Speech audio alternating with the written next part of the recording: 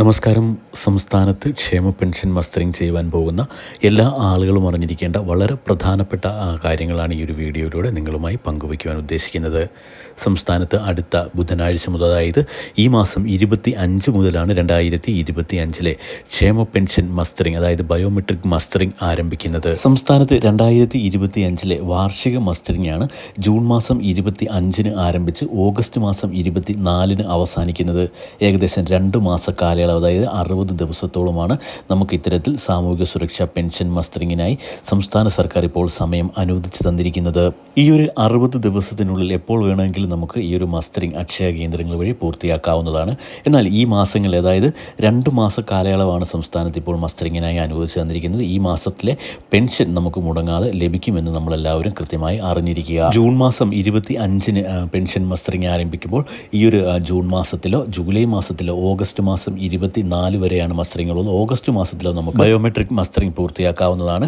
ഈ വർഷം സെപ്റ്റംബർ മാസം മുതലായിരിക്കും സംസ്ഥാനത്ത് പുതിയ മസ്റ്ററിങ് അനുസരിച്ച് സംസ്ഥാനത്തെ പെൻഷൻ വിതരണം തുടങ്ങുവാൻ പോകുന്നത്. അതുവരെയുള്ള പെൻഷൻ നമുക്ക് മുടങ്ങാതെ ലഭിക്കുമെന്ന് എല്ലാവരും അറിഞ്ഞിരിക്കുക.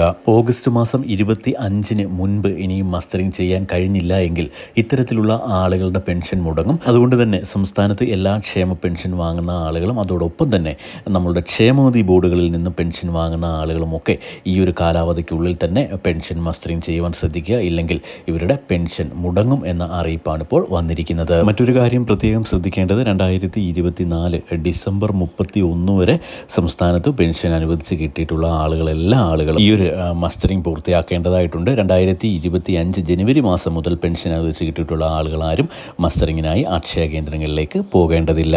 ഇനിയും 2 അതിലധികമോ മാസമൊക്കെ ആയിട്ട് പെൻഷൻ മുടങ്ങുന്ന ആളുകളുണ്ടെങ്കിൽ അവരും കൃത്യമായി തന്നെ നമ്മളുടെ അക്ഷയ കേന്ദ്രങ്ങളിലേക്ക് പോയി അവരുടെ മസ്റ്ററിങ് സ്റ്റാറ്റസ് ഓക്കെ ആയിട്ടുണ്ടോ എന്ന് ചെക്ക് ചെയ്യുക.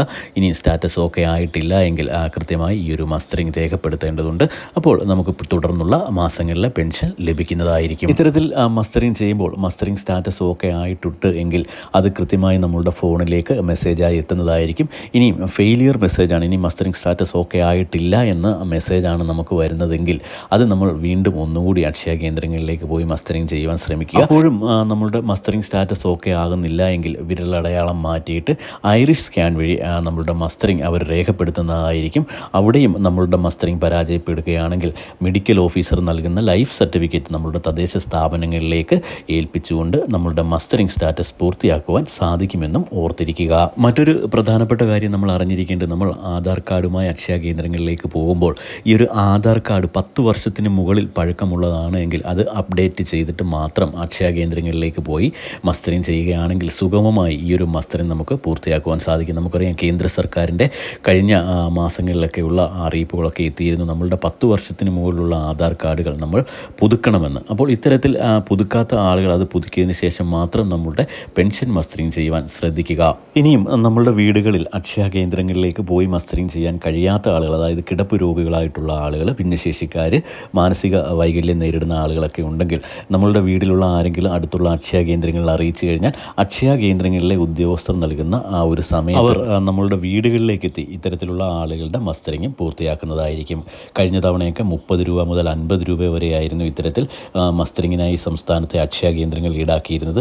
ഇത്തവണയും ആ ഒരു തുകയിൽ വ്യത്യാസമില്ല എന്ന അറിയിപ്പ് വന്നിട്ടുണ്ട്. മസ്റ്ററിങ്ങിനായി പോകുന്ന ആളുകൾ കൃത്യമായ ആധാർ കാർഡ്, അതോടൊപ്പം തന്നെ ആധാർ കാർഡുമായി ലിങ്ക് ചെയ്തിട്ടുള്ള മൊബൈൽ ഫോണ്, അതോടൊപ്പം തന്നെ പെൻഷൻ ID കയ്യിലുണ്ടെങ്കിൽ ആ ഒരു പെൻഷൻ ID കൂടി കരുതിക്കൊണ്ട് പോകാൻ ശ്രദ്ധിക്കണം. അപ്പോൾ ഇത്തരത്തിലുള്ള എല്ലാ പെൻഷൻ വിതരണ അറിയിപ്പുകളും മറ്റു വാർത്തകളും അറിയുന്നതിന് വേണ്ടി ദയവായി ചാനൽ ഒന്ന് സബ്സ്ക്രൈബ് ചെയ്ത് വയ്ക്കുക. വീഡിയോ ഒന്ന് ലൈക്ക് ചെയ്ത് കൂടി കാണുവാൻ ശ്രദ്ധിക്കുക. താങ്ക്